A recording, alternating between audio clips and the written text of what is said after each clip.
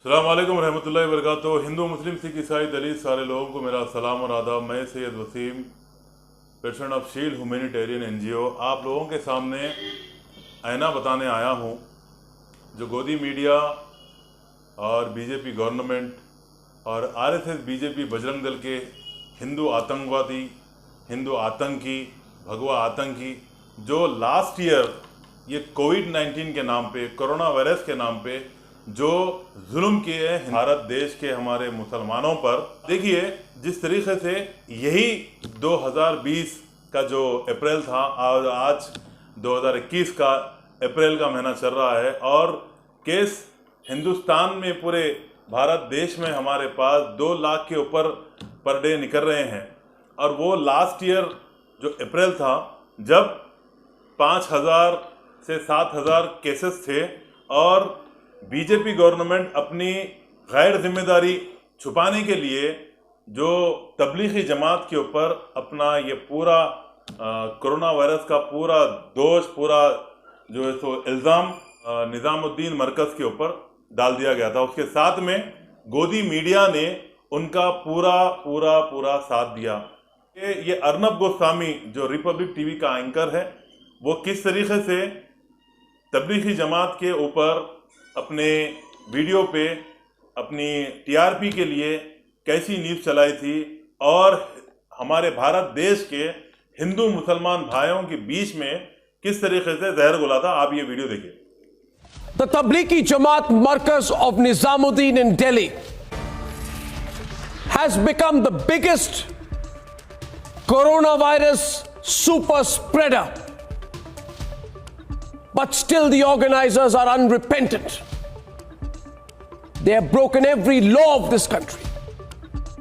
They have been spreading hate against the lockdown. And they have told their followers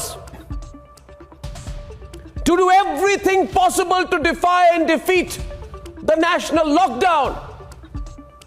And as of now, as of this minute, at least, and I underline the word at least, 118 coronavirus positive cases come from this Islamic congregation alone.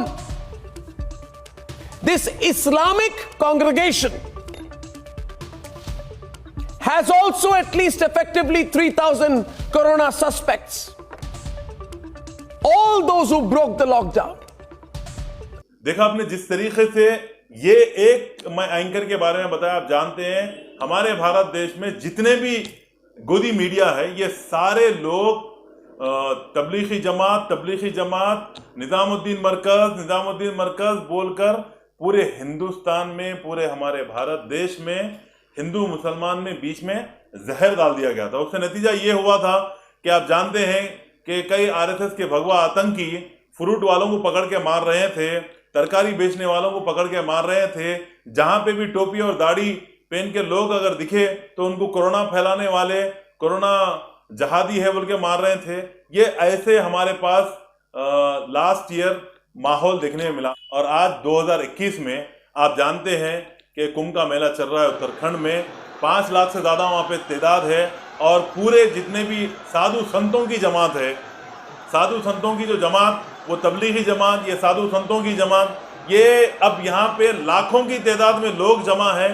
और गोदी media के मुंह पे किस तरीके से tape लगा हुआ है, किस तरीके से गोदी मीडिया खामोश बैठी हुई है, कोई इसके ऊपर बहस नहीं हो रही है, कोई गोदी मीडिया इसको कवरेज करके नहीं बता रहा है। जबकि हर दिन उत्तराखंड में जितने भी साधु संत वहाँ पे पानी नहा रहे हैं, वहाँ पे स्नान कर रहे हैं, अपने पापों को धोने के लिए जो भी वहाँ पे किया जाता है, जो भी वहाँ पे प्रोसेस होता है, उसके तहत ये कोरोना वायरस के जितने भी पेशेंट निकल रहे हैं वहाँ पे हर दिन 1,000 से ज़्यादा केसेस निकल रहे हैं। लेकिन फिर भी किसी का क्वारंटाइन नहीं हुआ और ना ही कोई उनको हिंदू संत जहादी बोल के बता रहा है और ना ही कोई हिंदुस्तान का कोरोना वायरस फैलाने की वजह उनको बता रहा है, ना कोई भी चैनल पे ये चल रहा है। तो ये वीडियोस बताने के ज़रूरत ये है। हमारे इस भारत देश में हम जो हिंदू मुसलमान मिल के रहते हैं और गंगा जमुना तहजीब जो हमारे पास है उसको खराब करने के लिए जिस तरीके से बीजेपी, RSS, बजरंग दल और उसके साथ में इनके ये गोदी मीडिया ने जो काम किया था उसको लेकर भारत देश के जितने भी हिंदू हमारे भाई हैं उन लोगों के दिल में भी एक सोच, एक फिक्र और शक ये पैदा हो गया था कि मुसलमानी भारत देश में कोरोना वायरस को फैलाने की वजह थी। आप लोग जानते हैं ये बात, क्योंकि दाढ़ी और टोपी को देखकर सारे लोग यही समझते थे कि इनके तरफ से कोरोना वायरस फैला। अब ये बताइए, जबकि भारत देश में इतने लाखों की तादाद में केस निकल रहे हैं, यूपी में हॉस्पिटल खाली नहीं है, गुजरात में हॉस्पिटल खाली नहीं है, हॉस्पिटल को तो छोड़िए, शमशान में जलाने के लिए लोग कतार में ठहरे हुए, लाइन में ठहरे हुए, क्यों मेंटेन कर रहे हैं, हॉस्पिटल में लाशों के अंबार पड़े हुए हैं। एक एक दिन में यूपी में 25,000 से ज्यादा केसेस निकल रहे हैं। गुजरात का हाल बुरा है, आप स्क्रीन पे देख सकते हैं एक के बाद एक फोटो। और हमारे भारत देश में एक दिन में 2 लाख से ज्यादा केसेस निकल रहे हैं, फिर भी यहाँ पे ना कुंभ के मेले के ऊपर पाबंदी लगाई गई है, ना कुंभ के मेले से किसी को अरेस्ट किया गया है। वो लास्ट टाइम 2020 अप्रैल में जमातियों के नाम पे, मरकज के नाम पे पुलिस मरकज पे रेड मारी, मरकज को सील कर दी थी और वहां से तकरीबन 1200 से ज्यादा लोगों को अपनी हिरासत में लिया था। और कई लोगों के ऊपर केसेस दर्ज किए गए थे। कई फॉरेनर्स जो जमात में आए थे, जो भी फंक्शन वहाँ पे रिलीजन फंक्शन था, उस फंक्शन में पार्टिसिपेट करे थे, उन लोगों के ऊपर केसेस बुक करे थे। और यही 2021 का अप्रैल है और उत्तराखंड में लाखों लोग हैं और कोरोना वायरस तबाही मचा रहा है हमारे देश में, और किसी के ऊपर ना केस बुक है और ना ही कोई क्वारंटाइन की बात कर रहा है और ना ही कोई इनको जहादी बोल रहा है और ना ही कोई इनको कोरोना वायरस फैलाने की वजह बता रहा है। तो ये जो दोरंगी है और जो इस्लामिक फोबिया जो हमारे सामने आके हिंदुस्तान के हिंदू मुसलमान लोगों के बीच में जो जहर घोल रहा है, हम उसके किस तरीके से शिकार हो रहे हैं, होते रहे हैं और एक दूसरे के दिलों में नफरत आ रही है। तो मैं आप लोगों के सामने ये वीडियो बनाने की वजह यह है कि मीडिया और बीजेपी, आरएसएस, बजरंग दल तो हिंदू मुसलमान को लड़ाना चाहती है।